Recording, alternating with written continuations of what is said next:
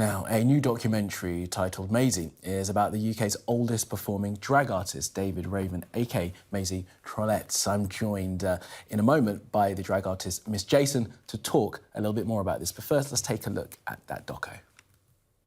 All my life was frightened to come out. You were very, very in the closet. And, of course, it was illegal. The word gay wasn't around.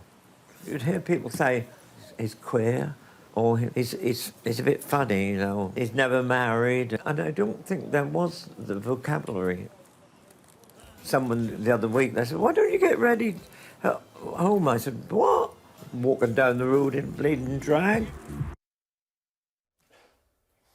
I'm pleased to say that Miss Jason is with us to talk a little bit more about this. And, of course, it is Brighton Pride. It is, yes. So we're all very excited. I was going to say, you must be very excited. Yes, we are. First time for a long time. Tell us a little bit more about that documentary, please, if you can. The documentary, it's absolutely beautiful. It's a story about a man who, when he first started to work in drag, it was illegal to be gay. Society has changed. He's kept up with all those changes. He's from a generation that sometimes find change a difficult thing to accept.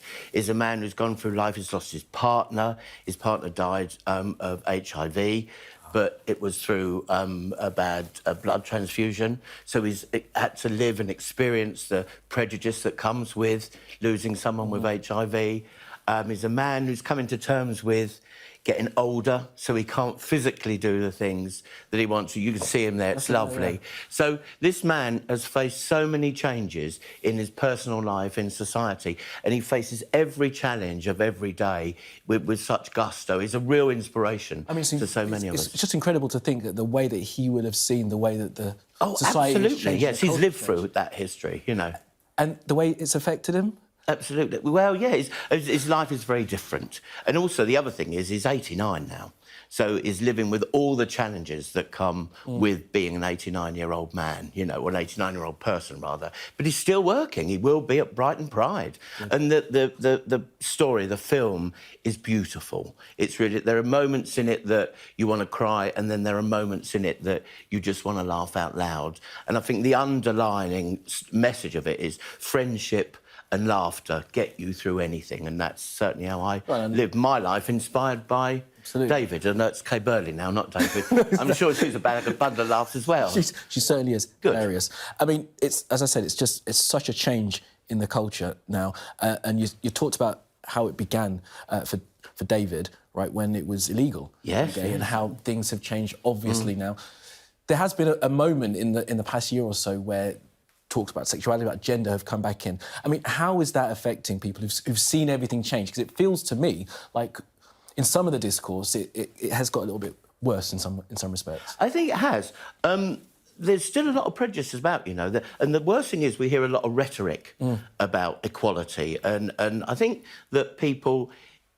Well, everyone all around the world, but certainly people in my community are now a little bit sick to death of lip service. What we need is someone that's going to follow through and actually deliver. You know, I feel totally disenfranchised by the representation that we have in this country, and I'm sick to death of all politicians using equal rights and equality, trans rights, as a political football and a banner to wave, as opposed to actually doing something about it. I wanted to ask you about that. I mean, it's such a sensitive subject, and I don't want to, like, delve into too much. No, of course, we're here to talk about the film, obviously. No, but it's the thing that people will be interested in talking about. I mean, you don't feel like you're getting any of the support from any of the political parties for your community at all. And what would you like to hear being said? What we need is someone that's going to represent us positively and someone that's not just going to talk about it. I mean, what does that look like? Well, what it looks like is action on the street. It looks like, what it's got to look like is people not being afraid to live their lives the way they were born to be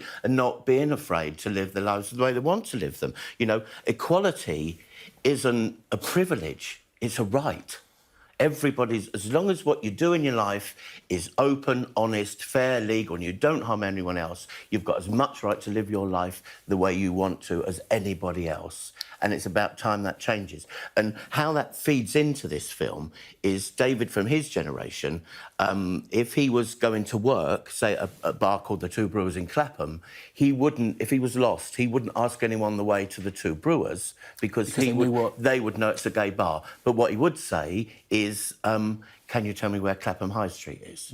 And, you know, prejudice does exist, it's still there. I mean, what do you think about a generational thing? I mean, people of my generation and younger, do you think they're more accepting of differences in society? I think so. I think...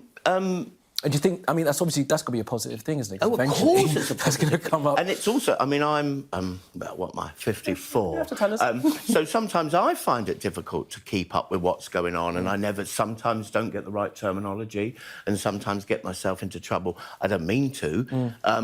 But of course, and you're in the community and you find it difficult to find the right absolutely, dear. The trouble I get into, I mean, I'm an old bird, but I always try and listen to what the young people are saying, because it's the young people that come along and support us, and the young people are our future. They're taking our community and indeed our genre of entertainment on. It's the next step. So we've all got to be in tune. But young people, there is a change within society, but the parliamentarians need to keep up with that change. The change that's happening, it's us. We're doing it. We need proper leadership and we need someone that's really going to engage with our community. Well, just funny, then let's talk a little about that. We've got the debate coming. Have you heard anything from these two who are standing to be our next Prime Minister?